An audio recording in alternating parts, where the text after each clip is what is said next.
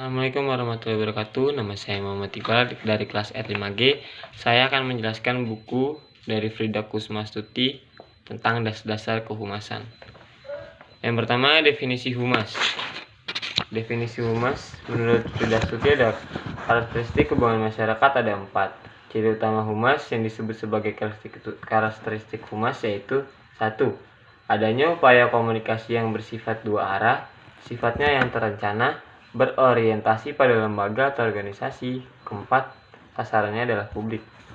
Dalam praktik publik dikelompokkan menjadi 2, yakni publik internal dan publik eksternal. Publik internal meliputi publik karyawan, yakni mereka yang bekerja dalam organisasi atau lembaga dengan karakteristik kepentingan berupa kesejahteraan atau penghasilan, promosi atau jabatan, atau penghargaan prestasi kerja.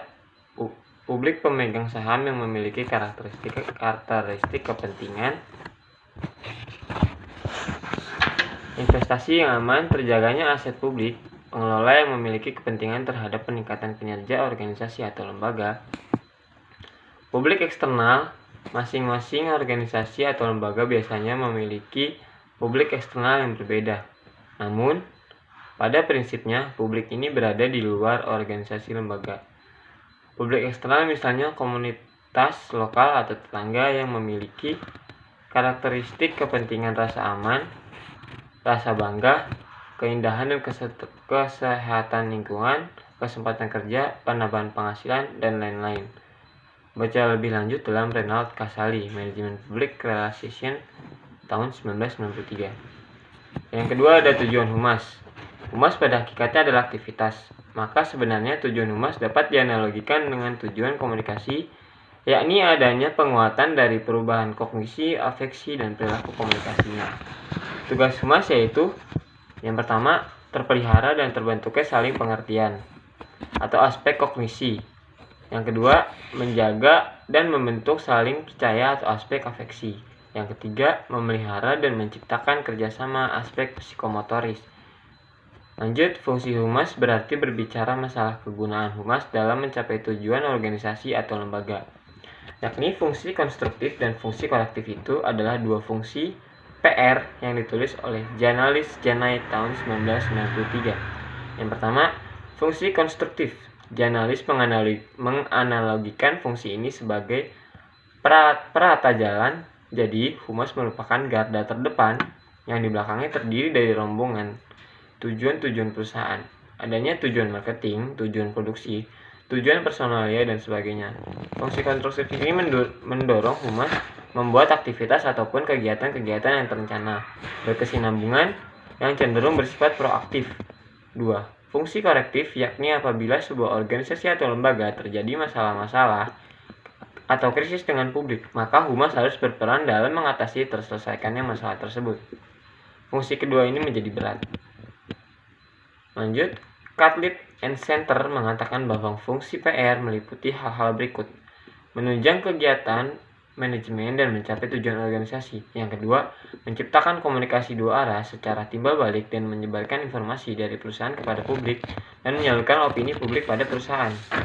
Yang ketiga, melayani publik dan memberikan nasihat kepada pimpinan organisasi untuk kepentingan umum.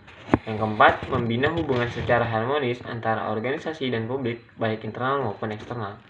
Peranan petugas humas dapat dibedakan menjadi 2, yakni peranan manajerial dan peranan teknis. Peranan manajerial dikenal dengan peranan di tingkat meso, dapat diuraikan menjadi 3 peranan, yaitu 1. Expert Cyber Communication. Petugas PR dianggap sebagai orang yang ahli. Dia menasihati pimpinan atau perusahaan atau organisasi. Hubungan mereka diibaratkan seperti hubungan dokter dan pasien. 2.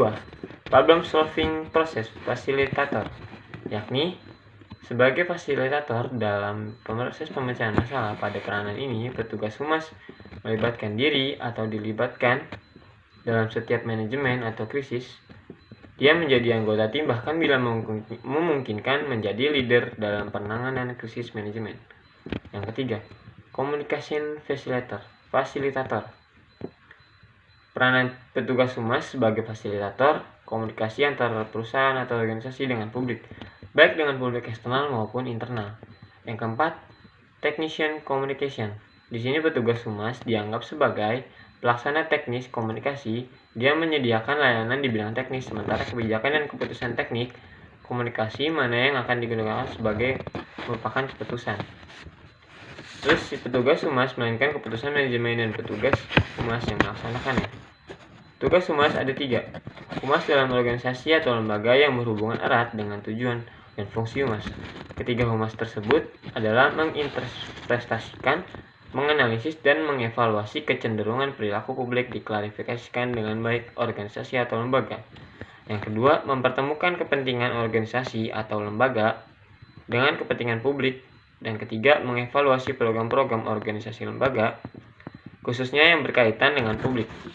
Kegiatan humas merupakan tugas dan dengan demikian kegiatan humas sebenarnya adalah implementasi dari tugas humas untuk mencapai tujuan humas dan menjalankan fungsi dan peranannya secara menyeluruh.